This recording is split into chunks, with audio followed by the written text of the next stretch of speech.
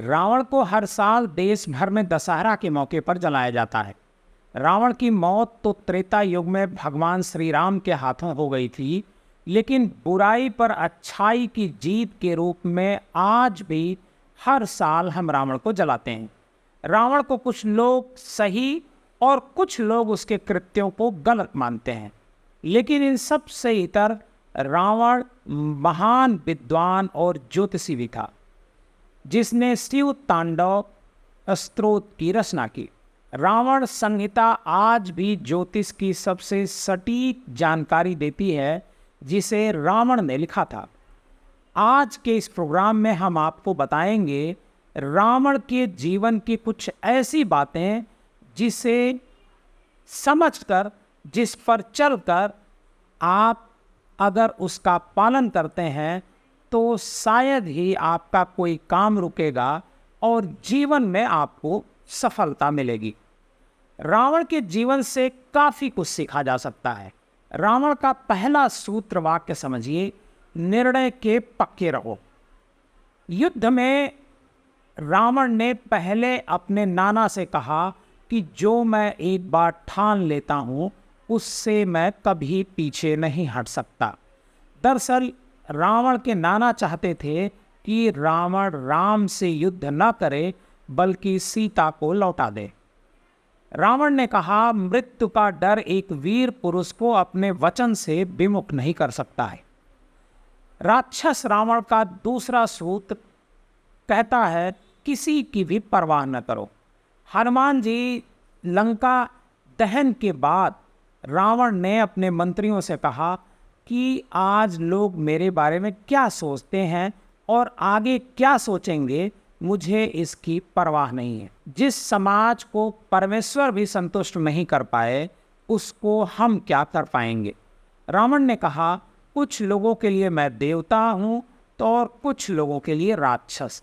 लोग केवल अपना स्वार्थ जानते हैं। जब आप में उनका स्वार्थ होगा तब आप उनके लिए देवता हो, और जब उनके स्वार्थ को आप पूरा नहीं कर सकोगे तब आप उनके लिए राक्षस बन जाते हो। यह समाज सिर्फ अपने अपने स्वार्थ से चलता है। यही स्वार्थ देव, दानव और मनुष्यों से अपराध करवाता है। इस वजह से स्वार्थ छोड़कर जो व्यक्ति अपना जीवन व्यतीत कर सके वही पुरुषोत्तम कहलाता है। रावण कहता है कि जो बीत गया बुद्धिमान उसका कभी शोक नहीं करते हैं। जब रावण की सेना को प्रभु श्री राम की सेना ने कमजोर कर दिया तब रावण ने लंका को संकट से बचाने के लिए अपने भाई कुंभकर्ण को जगाया, परंतु कुंभकर्ण ने समस्त लंका के विनाश के लिए रावण को उत्तरदायी ठहराया और उन्हें आने वाली पराजय की चेतावनी भी दी।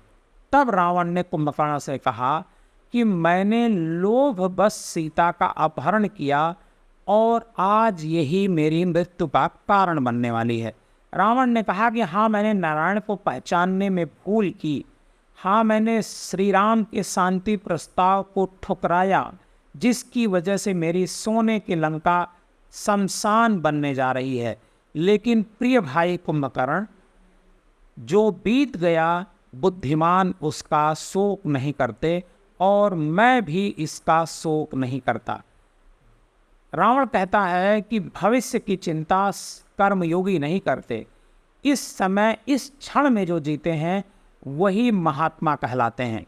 अंतिम दिन युद्ध में जाने से पहले रावण ने महाकाल आरती का प्रबंध किया था, परंतु आरती में कुछ अपशगुन हो गया। तब रावण ने महाकाल से कहा, हे महाकाल परमेश्वर शंकर, आज आप रावण को डरा नहीं सकते। आपने क्या सोचा, मैं आपका परम भक्त दशानन रावण इनसे डर जाऊंगा और युद्ध को रोककर राम के चरणों में समर्पण कर दूंगा?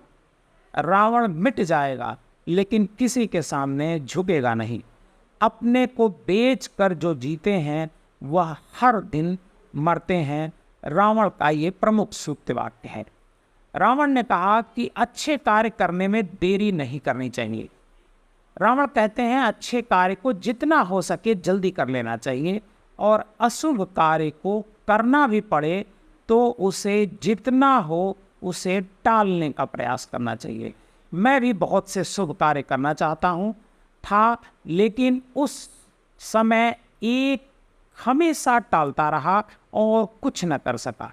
अपनी गुप्त बात किसी को न बताएं, रावण का ये प्रमुख सूत्र वाक्य है। जैसे अगर कोई गुप्त बात है तो उसे दोस्तों के अलावा पुत्र, पत्नी और भाई को भी नहीं बताना चाहिए, क्योंकि रिश्ते और नाते बदलते रहते हैं। जब विभीषण लंका में था तो मेरा शुभचिंतक था, परंतु जब श्री राम की शरण में गया तो वह मेरे विनाश का कारण बना।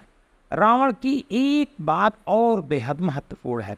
शक्ति और पराक्रम के मद में इतना अंधा व्यक्ति को नहीं हो जाना चाहिए कि शत्रु निम्न लगने लगे। रावण कहता है कि जब मुझे ब्रह्मा जी से वर मिला कि मुझे बानर और मानव के अलावा कोई नहीं मार सकता, तब मैंने उन्हें कुछ समझने की भूल कर दी और इसका मूल्य मेरी मौत को चुकाना पड़ा।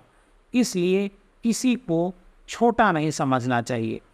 दोस्तों, रावण की बातें आपके जीवन में सहायक हो सकती हैं। आप इसे जरूर अपनाएं।